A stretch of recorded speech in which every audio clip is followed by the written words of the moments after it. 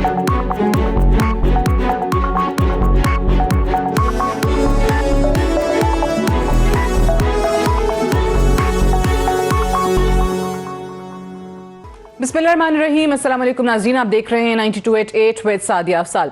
नाज़रीन, आज पहले तो बात करेंगे जिस अंदाज में अपोजिशन लीडर शहबाज शरीफ साहब ने पाकिस्तान तहरीक इंसाफ की 3 साला हुकूमत के हवाले से बात की है और कारकर्दगी के हवाले से बात की है। इस हुकूमत को 18 अगस्त को 3 साल जो है मुकम्मल हुए और शहबाज शरीफ साहब ने कहा कि इस हुकूमत ने, पाकिस्तान तहरीक इंसाफ की क़यादत ने अवाम पे बहुत जुल्म किया है और ये 3 साल अवाम के लिए जुल्म की 3 सदियां बनकर सामने आए हैं। इसके अलावा भी काफ़ी लंबी चौड़ी फहरिस्त जो है उन्होंने वो बताई है कि किन चीज़ों पर महंगाई की सूरत में और किस किस सूरत के अंदर ये मुश्किल जो है वो कहते हैं कि पाकिस्तान की गरीब आवाम पर आई है इस हुकूमत की वजह से। उस पर भी आगे चल के प्रोग्राम में बात करेंगे। लेकिन एक और जो सबसे ऑब्वियसली अहम मसला जिस पर बड़े दिनों से बात भी हो रही है वो अफ़गानिस्तान का है, जहाँ तालिबान ने अफ़गानिस्तान इस्लामी अमारात का जो है वो ऐलान भी कर दिया है और उसके बाद हमारे यहाँ से कुछ मुख्तलिफ आवाज़ें भी आ रही हैं। एक तरफ हुकूमत ये कहती है कि अभी हम जायज़ा ले रहे हैं क्योंकि वहाँ पर रोज़ाना की बुनियाद पर कोई ना कोई डेवलपमेंट हो रही है। दूसरी तरफ शहबाज शरीफ साहब ने अपने आज ही के इसी बयान में ये भी कहा है कि अफ़गानिस्तान की सूरत हाल पर फौरी तौर पर इस हुकूमत को इन कैमरा इजलास जो है वो बुलाना चाहिए, आगाह करना चाहिए पूरे पार्लियामान को। और साथ ही साथ दूसरी जमात पाकिस्तान पीपल्स पार्टी की बात करें तो उनकी जानिब से भी काफ़ी ज़्यादा इस पर रिजर्वेशंस जो हैं बिलावल साहब की तरफ से आ रही हैं। तो एक तो ऑब्वियसली ये भी जानने की कोशिश करेंगे कि सियासी जमातें जो हैं उनका इस हवाले से क्या मौक़िफ़ है, क्या तहफ़्फ़ुज़ात आ रहे हैं, क्या रिजर्वेशंस हैं और इसको एक सियासी मसला बनाने की बजाय एक मुल्की मामले के तौर पे कैसे तमाम जमातें जो हैं वो इकट्ठे होकर देख सकती हैं। और अफ़गानिस्तान में जिस तरह से हम देख रहे हैं कि बहुत सारी चीज़ें इस दफ़ा फ़र्क हो रही हैं, बहुत ज़्यादा चीज़ें जो है इस दफ़ा मुख्तलिफ हैं। जो पहला इनका दौरे हुकूमत था, जो हालात उस वक्त थे उससे काफ़ी मुख्तलिफ इस वक्त की सूरत हाल बनती नज़र आ रही है। एक तरफ दूसरे ममालिक की तरफ से भी खैर मकदम किया जा रहा है। जैसे अगर हम चाइना का जिक्र करें या रशिया का जिक्र करें तो उनकी तरफ से एक सॉफ्ट कॉर्नर जो है वो दिखाया गया। रशिया की तरफ से कहा जा रहा है कि अफ़गानिस्तान में तालिबान ने बहुत अच्छे अंदाज में अमन जो है वो बहाल किया है। फिर ख़ुद तर्जुमान जो तालिबान के हैं वो चाइना को एक तरफ कह रहे हैं कि हम चाहते हैं कि चाइना यहाँ इन्वेस्ट करे।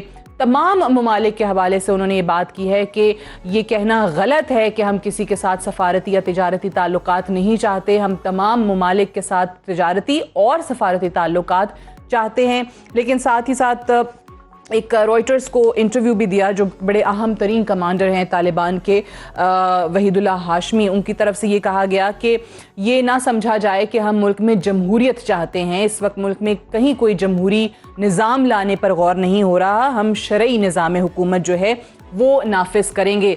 लेकिन जो भी तर्ज हुकूमत है हम देख रहे हैं कि पहले से मुख्तलिफ है। यानी ख़वातीन के हवाले से, बच्चियों के स्कूल जाने के हवाले से एक अलग लाइन जो है वो उन्होंने अपनाई है। जो माजी में हमने देखा तरीक़ाकार वो बिल्कुल ही मुख्तलिफ था।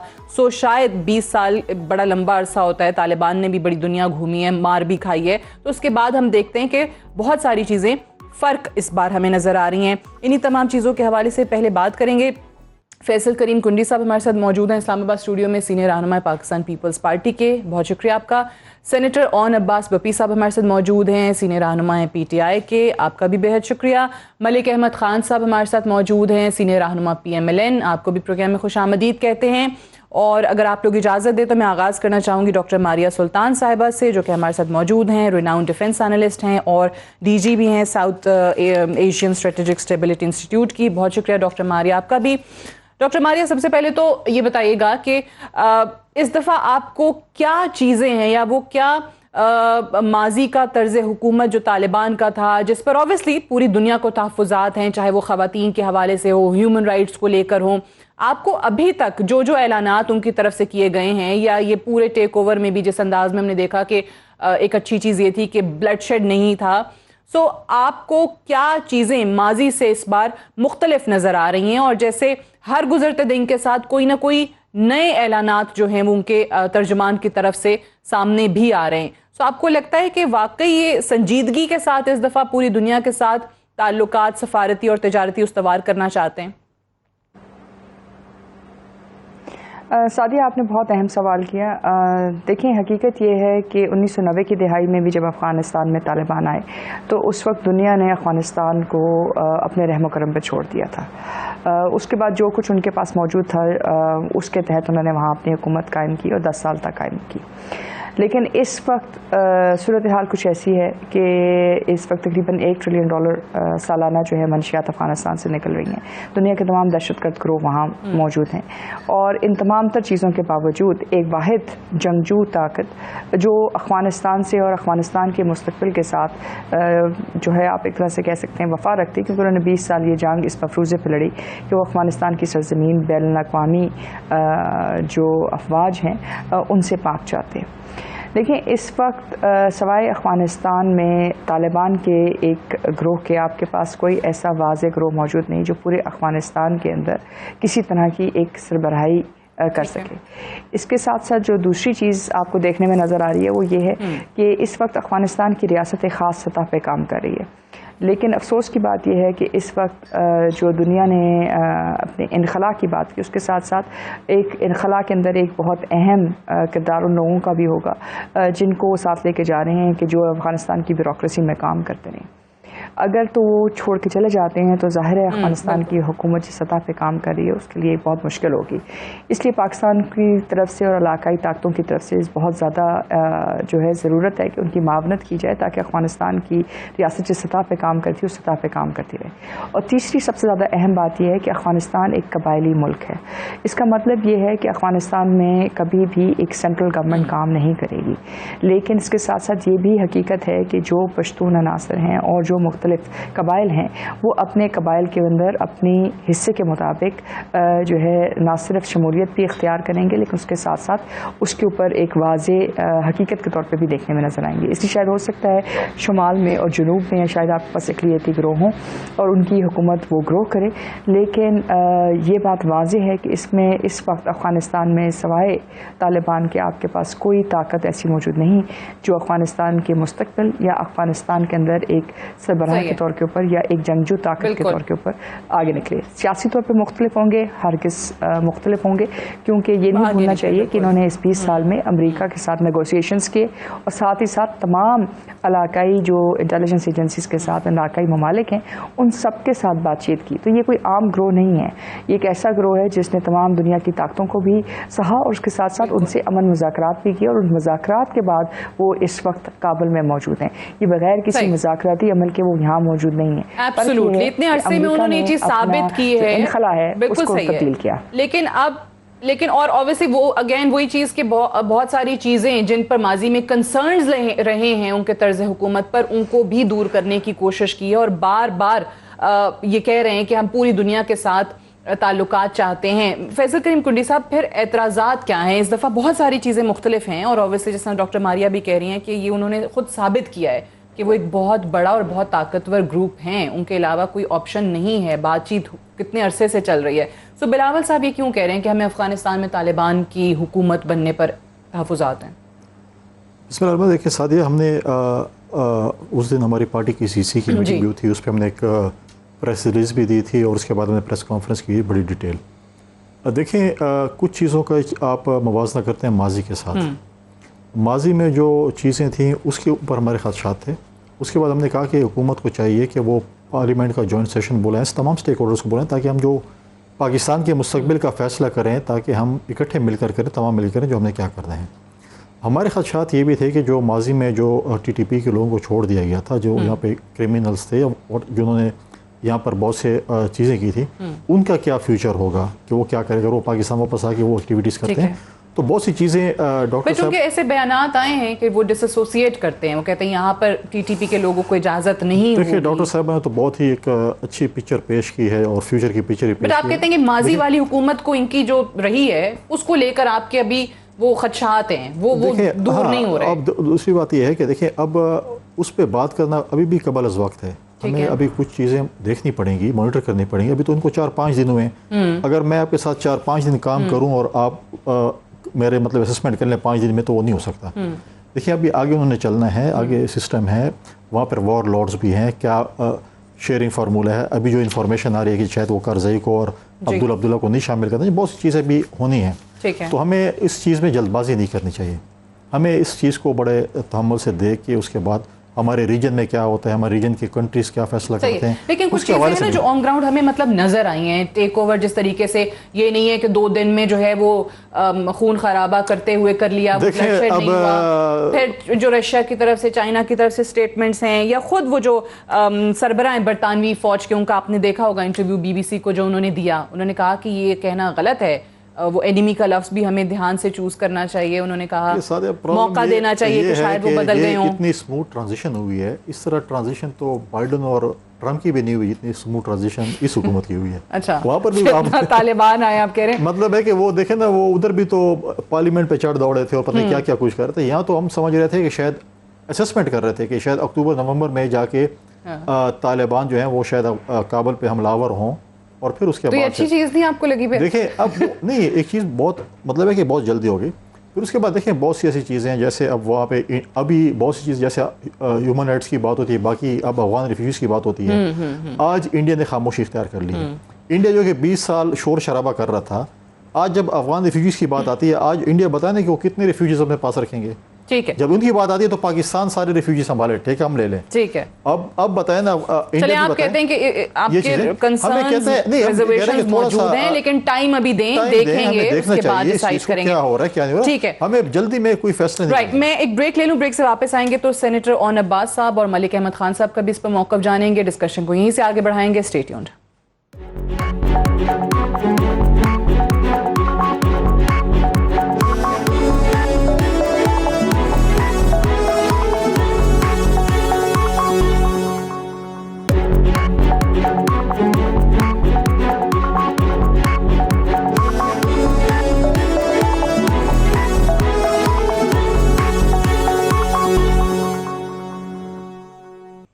Welcome back. प्रोग्राम में एक बार फिर से खुश आमदीद। सेनेटर ओन अब्बास साहब, आज जिस तरीके से शहबाज शरीफ साहब ने भी बात की है, इन कैमरा इजलास बुलाने का मुतालबा किया है हुकूमत से, फिर कुंडी साहब की भी आपने बात सुनी कि जो रिजर्वेशंस इस वक्त सामने आ रहे हैं, सो इस पर क्या हुकूमत सोच रही है कि पार्लियामान को और इन तमाम सियासी जमातों को एतमाद में लिया जाए?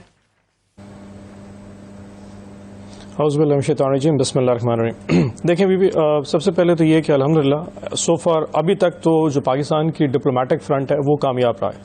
अगर आप प्री 15 अगस्त से पहले की सिचुएशन देखें और 15 अगस्त की बाद की सिचुएशन, दोनों का अलहदा बगौर जायजा लें, तो 15 अगस्त से पहले जो हमारी सिचुएशन थी कि जी हमारे कोई फेवरेट्स नहीं है, हम कोई साइड्स नहीं लेंगे and let the Afghan government, Afghan people decide कि उन्होंने कहाँ पे किसको गवर्नमेंट करानी है, तो वो इशू तो ठीक रह गया। और अल्हम्दुलिल्लाह अगर आप इस वक्त इंटरनेशनल मीडिया देखें तो वो जो एक ब्लेम गेम का कॉन्सेप्ट था या स्केप गोटिंग का कॉन्सेप्ट पाकिस्तान के हवाले से आ रहा था, वो अल्हम्दुलिल्लाह वैसे नहीं हो सका।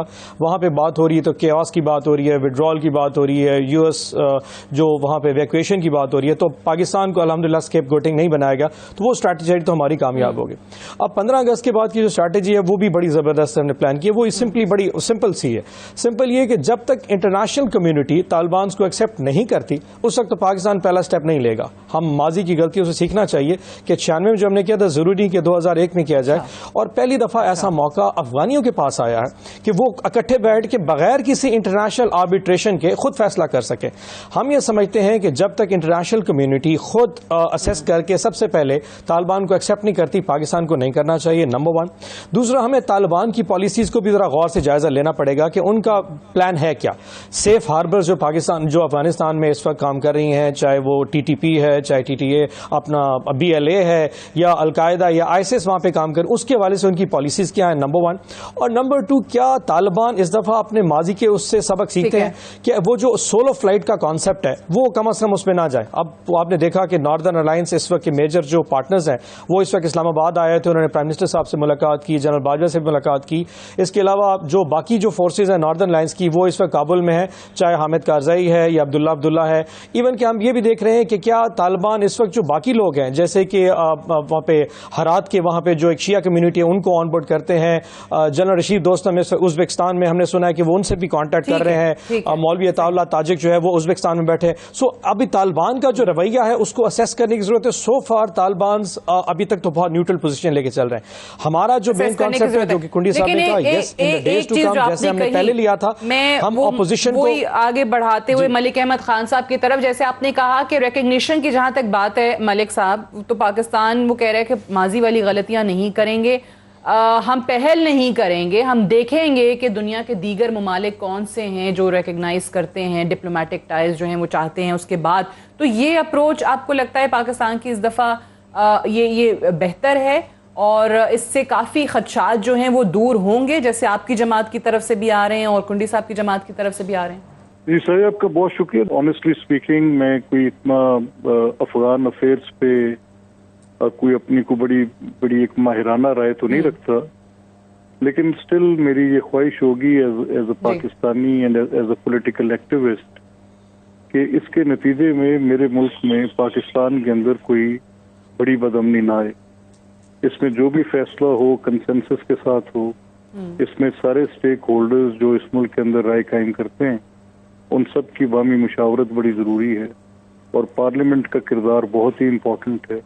سیکورٹی ایجنسیز پارلیمنٹ کو اس معاملے میں مکمل طور پہ اعتماد میں لیں, حکومت کا اور اپوزیشن کا متفقہ طور پہ, کیونکہ افغان پالیسی کے نتیجے میں پچھلی 3 دہائیوں سے ہم نے دیکھا ہے کہ ہمارے ملک کے اندر اسٹیبلٹی اور انسٹیبلٹی یہ دونوں چیزوں میں افغان پالیسی کا ایک بڑا تعلق ہوتا ہے. تو میرا تو یہ ماننا ہے کہ اس میں وہ لوگ جو پراپرلی کوالیفائڈ ہیں اس پورے معاملے کو سمجھنے میں ہمارے ڈپلومیٹک فور بڑا افیکٹو ہو سکتا ہے. اس میں ہماری جو سیکورٹی ایجنسیز ہیں, ہماری جو اس میں پاکستان کی آرمی کا, پاکستان کی پولیٹیکل پارٹیز کا, اینڈ فار دیٹ ریزن وہ لوگ جو ایک بڑا ریلیجس کلاؤڈ رکھتے ہیں کیونکہ طالبان کی جو پوری ان کی فارمیٹیو سٹیج پہ ان کے جو معاملات تھے اور آج جب وہ ایک دوحہ کے اس پورے ایک کنسلٹیٹیو ڈائلاگ سے نکلنے کے بعد آئے.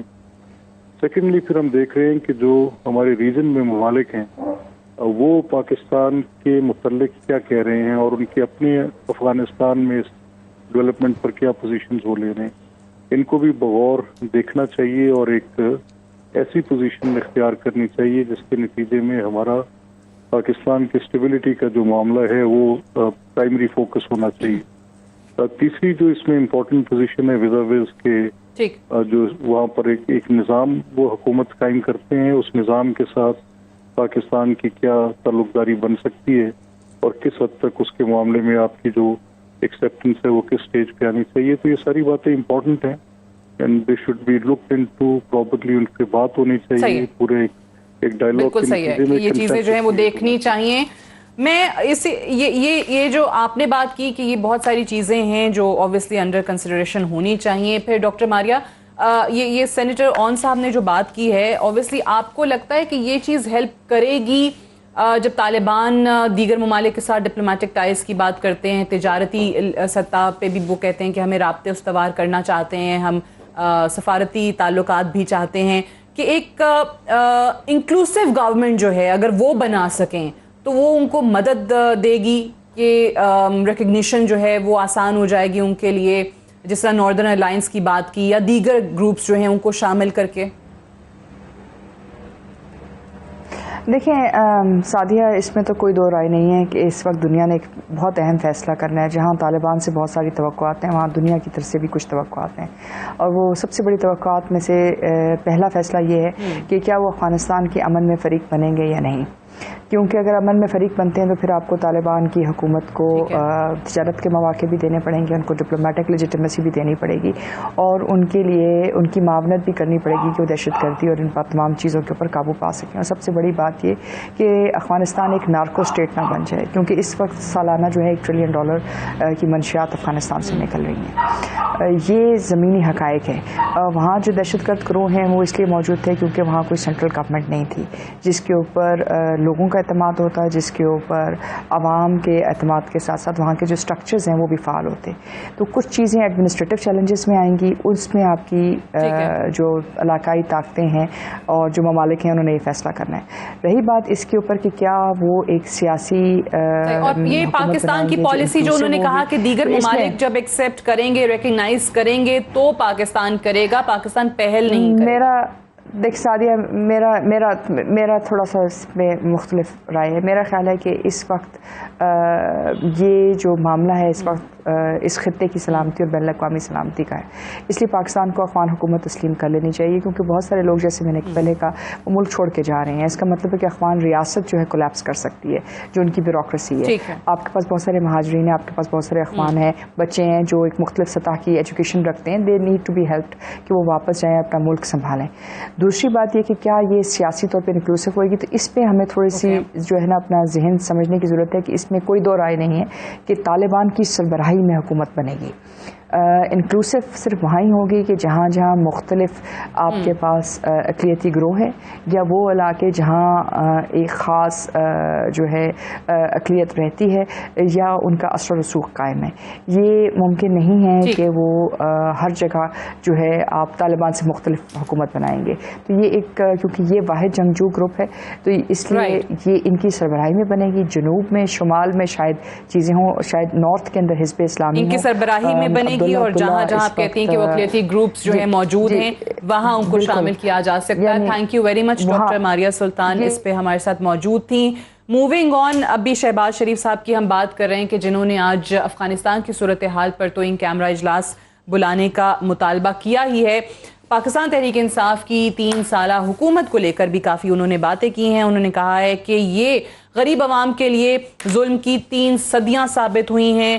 عوام آج 3 سال پہلے کے پاکستان کو یاد کر رہے ہیں. نواز شریف دور کی 5.8% کی ترقی, 3% مہنگائی, 35 روپے آٹا اور 52 روپے کلو چینی سب کو یاد آ رہا ہے. یہ شہباز شریف صاحب نے کہا ہے. اور اس کے علاوہ احسن اقبال صاحب نے بھی باقاعدہ پریس کانفرنس کی ہے, اس حکومت کی 3 سالہ کارکردگی کو تنقید کا نشانہ بنایا ہے. کیا کہا ہے ذرا سنائیے گا.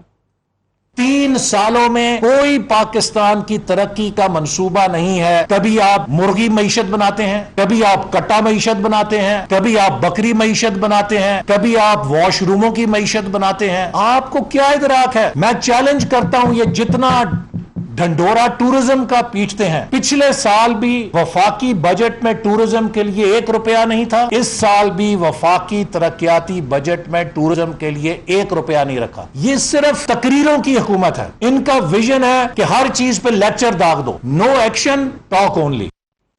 جی, اس کا جواب بھی دیا ہے حکومت نے. لیکن کنڈی صاحب مجھے یہ بتائیے کہ جو کہہ رہے ہیں احسن اقبال صاحب, اوبیسلی کارکردگی کو لے کر یا مہنگائی کو لے کر تو آپ کی جماعت بھی کم و بیش یہی باتیں کرتی ہے. آپ لوگ بھی اس طرح کا کوئی جائزہ لے کر آ رہے ہیں؟ کیونکہ پی ایم ایل این آپ کی حکومت سے تو خیر بہت ہی آگے کی بات کرتی ہے. پی ٹی آئی کیا, وہ تو کہتے ہیں پیپلز پارٹی کے ٹائم سے بھی ہم نے بہت چیزیں بہتر کی.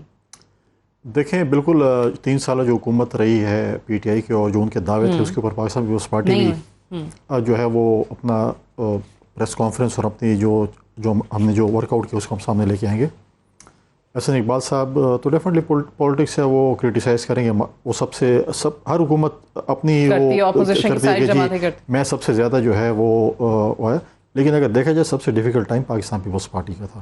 2008 میں جب ہمیں حکومت ملی تھی تو ہمیں ایک ڈکٹیٹر نے بارودوں سے بھرا ہوا پاکستان دیا تھا. خودکش حملے ہو رہے تھے, ٹارگیٹ کلنگز ہو رہی تھیں, بہت سی چیزیں ہو رہی تھیں. اور ان کو جب معیشت کا ہمارے اتحادی تھے پی ایم ایل این کے, اور جب اسحاق ڈار صاحب نے کہا کہ یہ تو شاید حکومت کوئی 2 مہینے بھی نہیں چلے تو یہ تو سارے معیشت تباہ ہے, تو وہ ہم سے انہوں نے ایگزٹ کیا حکومت, ہمارے اتحاد توڑ کے چلے گئے. اور ان کو یہ تھا کہ 5-6 مہینے میں حکومت گر جائے گی. لیکن ہم نے اس کے بعد بھی آئی ڈی پیز کو بھی ہم نے فیس کیا, ہم نے سیلاب بھی فیس کی اور ہم نے حکومت کو چلائے.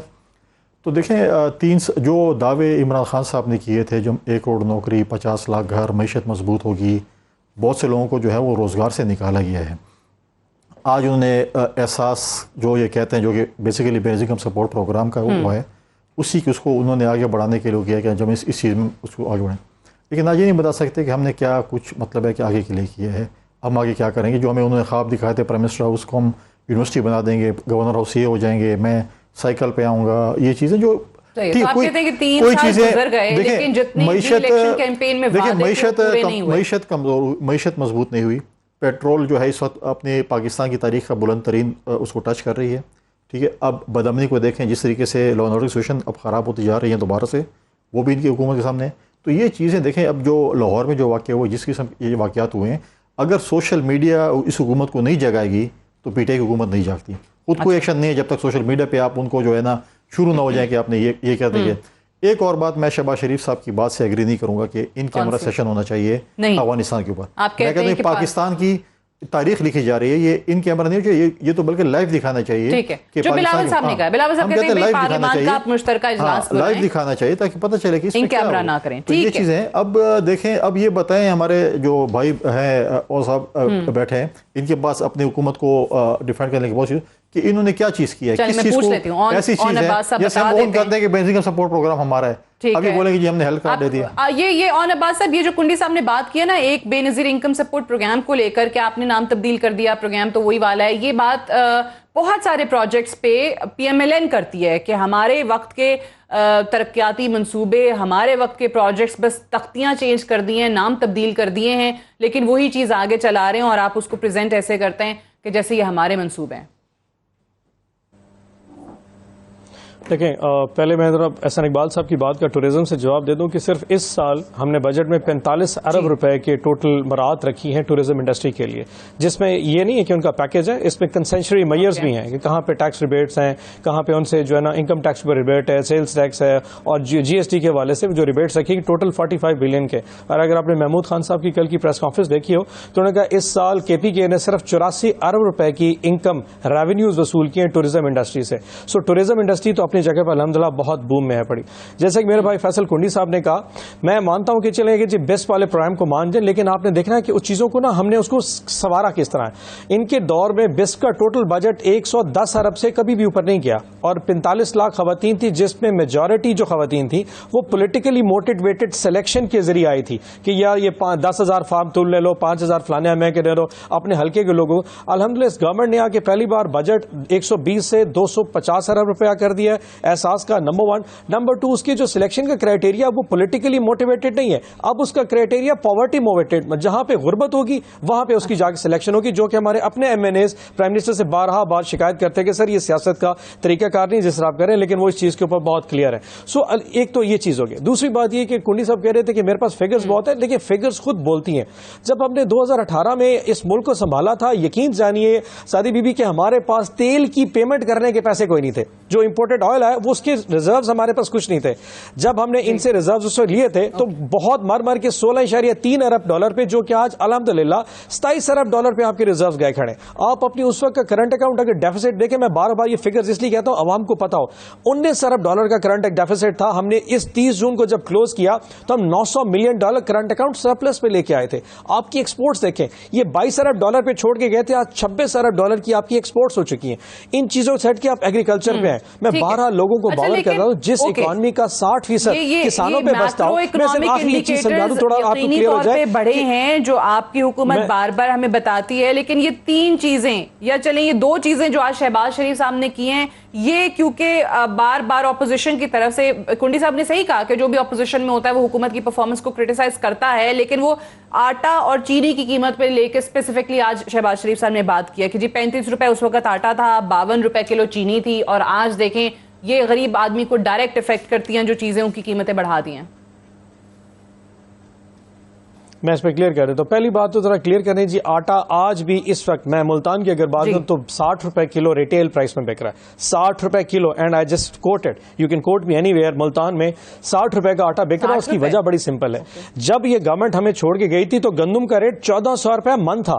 हमने पहली दफा 1400 को जब 400 रुपए मन से इंक्रीज करके 1800 रुपए मन लेके आए, तो ऑटोमेटिकली गंदम जब आप 1800 पे गवर्नमेंट ले रही थी, प्राइवेट सेक्टर 1900 रुपए मन ले रहा था, तो 2100 रुपए का आटा बिकना बनता है। اس میں کوئی بڑی رائے نہیں اور اس سے نیچے نہیں آئے گا, کیونکہ آپ نے کسان کو بھی سپورٹ کرنا تھا اور ساتھ ساتھ آپ نے پرچیزنگ پاور مڈل انکم کی بڑھانی تھی.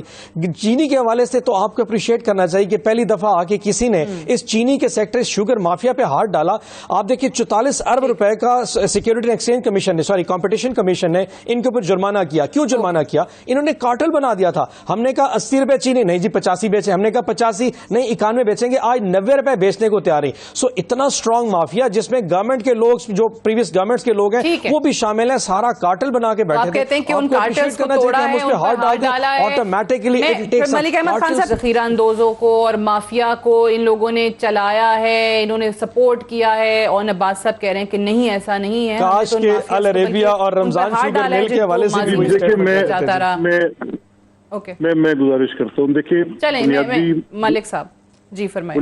بنیادی مسئلہ کیا ہے کہ جو گورننس ہے نا اس کا ڈائریکٹ امپیکٹ لوگوں کی زندگی پہ ہوتا ہے. یعنی آپ کی ریاست کس انداز میں لوگوں کے معاملات کو دیکھتی ہے, یہ اس کا پہلا اور بنیادی اس کا کام ہے. اب جس بحث میں پچھلے 3 سال سے انہوں نے ہمیں الجھایا ہوا ہے اس میں فار ون ریزن اور انادر ہر معاملے پہ جوڈیشل پروناؤنسمنٹس نے ان کو ایبسلوٹلی ڈسکارڈ کیا ہے. جو بھی پی ٹی آئی کے جتنے بھی یہ لوگ آ کر بشمول ان کے وزیر اعظم کے, میں آپ کی بحث کا وقت اور اس ایک بالکل ایک ان نیسیسری ڈبیٹ میں الجھ کے میں وقت نہیں ضائع کرنا چاہتا. میرے لیے اتنا ہی کافی ہے کہ جو سپریم کورٹ نے فیصلہ دیا, جو ہائی کورٹس نے فیصلے دیے, اور ان کے سب جو سٹار کیسز تھے, فار ایگزامپل شہباز صاحب کا کیس, آپ لاہور ہائی کورٹ کے بیل آرڈرز اور ان ساری تفصیلات کو پڑھ لیں. سپریم کورٹ میں خواجہ سعد رفیق کے کیس کو دیکھ لیں. کل I am grateful to Asad Umar, اتنی میگنینیمٹی ہونی چاہیے کہ جب انہوں نے کہا کہ شاید خاقان صاحب کے خلاف قائم کیا گیا مقدمہ بالکل بے بنیاد تھا. اسی طرح حسن اقبال صاحب پہ اور خواجہ آصف کے کیس کے متعلق تو میں بات ہی کیا کروں کہ there is no proceed of crime still they are implicated. اسی طرح جو پہلے مقدمات تھے, یعنی ایک نان ڈیکلریٹری رجیم کا حساب آپ نے اس وقت پوچھا, یعنی اس کو ریٹروسپیکٹو اور پروسپیکٹو کے بحث سے نکال کے ایک نیا ضابطہ مقرر کر دیا جو کہ میاں صاحب کے کیس نے لیونگ دیٹ اسائڈ. اس وقت جو بنیادی سوال ہے کہ ہم اگر یہ کہتے ہیں کہ ڈیولپمنٹ کے پروجیکٹس ہیں تو وہ ڈیولپمنٹ کے پروجیکٹس ظاہر لوگوں کی زندگی میں فرق ڈالتے نظر آنے چاہیے نا. جیسے یہ پاور پروجیکٹس تھے, ایک بڑی کیمپین چلی, ہم نے ان کو آفر کیا, کہا کہ پارلیمانی کمیشن قائم کریں اور پھر دیکھیں کہ اس وقت پوری دنیا کے ٹیرس کیا تھے. یہ خالی پروپیگنڈا اور ایک ڈرم بیٹ کرنے سے تو بات نہیں نہ بنتی. یعنی 18 گھنٹے کی لوڈ شیڈنگ تھی, مسلم لیگ کی حکومت نے اس کو ختم کیا. آج اگر لارج اسکیل مینوفیکچرنگ پروڈیوس کر رہی ہے کچھ پروڈکشن پاور پروجیکٹس پہ, تو آج خود وزیر خزانہ شوکت ترین صاحب نے کہہ دیا کہ یہ اس میں ان کے مسائل کم کرنے میں کم از کم 5 سے 7 سال لگیں گے. یہ شوکت ترین صاحب نے کہا ہے. نہیں دیکھیں سعدیہ, میرا بنیادی سوال یہ ہے, میں 2018 کے ان دنوں کا واقف ہوں جب پاکستان کی صنعت کا پہیہ بند تھا. پاکستان کی لارج اسکیل اور small and medium enterprises totally energy crisis پہ کلیپس ہو چکی تھی. تو کون سی ایکسپورٹ ہوتی جو آپ کے بیلنس آف پیمنٹس کو کم کرتی اگر یہ پاور پروجیکٹس نہ آتے؟ آپ کے کسان جو آج آپ کلیم کر رہے ہیں کہ اس میں ہماری ایک بہت بڑی پروڈکٹیوٹی ہے, تو اس پروڈکٹیوٹی کے پیچھے آپ کے پاس سفیشینٹ انرجی ہے.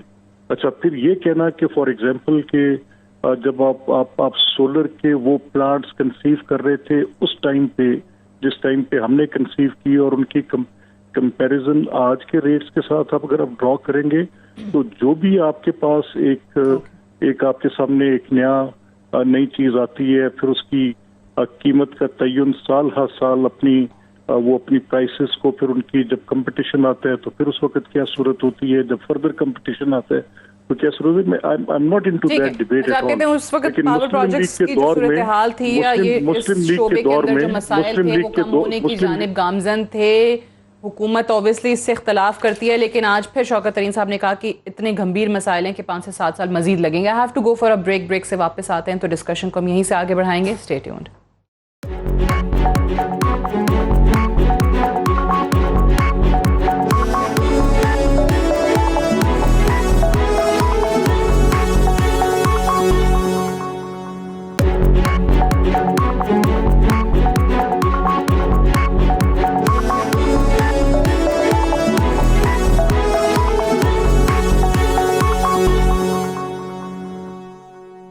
Welcome back. प्रोग्राम में एक बार फिर से खुश आमदीद। हुकूमत ये कहती है कि इस बार जो इंतखाबात होंगे, वज़ीर आज़म साहब का खुद का ये बयान है, वो ऐसे होंगे कि हर किसी को काबिल कबूल होंगे।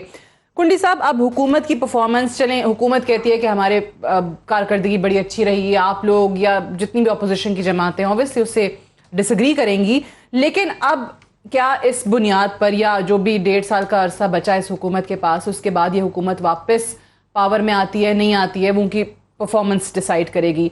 लेकिन इंतखाबात कितने शफाफ होते हैं। ईवीएम मशीनों का आज हुकूमत ने ख़त लिखा है फाफिंग को भी और पिलडैट को भी, और कहा है कि आप मुल्की और गैर मुल्की मुबस्सरीन जितने चाहते हैं आएँ और वो देख लें, जायज़ा ले लें। तो फिर आपको एतराज़ क्या है?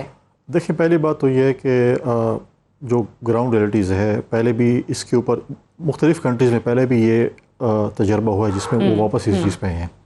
फिर इलेक्शन कमीशन ने इसको जो है इसके ऊपर जो है उन्होंने एक ट्रायल बेस पे किया था जिस पे उन पे बहुत से फ्लॉज थे। अभी भी जब इन्होंने किया तो इलेक्शन कमीशन ने उसके ऊपर रिजर्वेशन शो किए थे। दूसरी बात यह है कि देखें, जिस मुल्क में जो हमारा पाकिस्तान है, जिसमें RTS सिस्टम जिसके 5% चांसेस है कि वो ख़राब हो सकता है, वो ख़राब हो जाए या स्विच ऑफ हो जाए, बैठ जाए, तो आप EVM की मशीन में क्या शफाफियत होगी? किस किस्म आप क्या समझते हैं कि वो कैसे शफाफ हो सकते हैं EVM की मशीन का? अच्छा, वैसे आपके जो पार्लियामेंटेरियंस हैं उन्होंने जायज़ा लिया है? क्योंकि हुकूमत कहती है हमने पार्लियामेंटेरियंस को भी बुलाया था कि वो खुद आकर देखें इस मशीन को, और देखिए इस वक्त तो उन्होंने रखा है, उन्होंने कहा कि हमने रख दिया है। आज तो वो पार्लियामेंट में पड़ा है, इलेक्शन के बाद, इलेक्शन के दिन शायद आप उसको जो है किसी खेतों में देख रहे होंगे, खेतों में पड़ा होगा, जैसे बैलेट पेपर्स मिलते हैं बोरियों की सूरत में। पाकिस्तान में ये अलमिया रहा है, मैं ये नहीं कह रहा हूँ कि कौन मुख्तलिफ इलेक्शनों में ऐसी चीज़ें हुई हैं। देखिए, ये चीज़ें जब होती हैं, नॉर्मली हुकूमत का ये तरीक़ार होता है, हुकूमत जब ये आप ऑडियंस के ज़रिए नहीं कर सकते हैं। एक हुकूमत एक कमीशन बनाती, तमाम पार्टीज़ को ऑन बोर्ड करती है कि हम ये चीज़ करने वाले हैं, उसमें बहुत से हमारे शायद रिजर्वेशन होंगे, कोई अच्छी चीज़ किसी और पार्टी की तरफ से आ गई होती चीज़ें होती हैं। लेकिन ये ऐसे नहीं हो सकता जी हमने ये चीज़ रख दी है, हम ये करने वाले हैं, हम ये चीज़ करेंगे, ऐसी चीज़ें नहीं होती हैं। और हमें इस पर बहुत से मतलब है कि EVM मशीन पर एतराज़ात हैं, ये नहीं कि हमारे नहीं है। तो ये नहीं है कि हमने इधर रख दिए इलेक्शन अपना पार्लियामेंट बिल्डिंग में, आप आगे इसका मुआयना कर लें और उसके बाद आप चले जाएं। तो ये चीज़ें ऐसी चीज़ें नहीं होती। हुकूमत का अपना एक तरीक़ाकार होता है जिसमें इस चीज़ों को अडॉप्ट करने के लिए।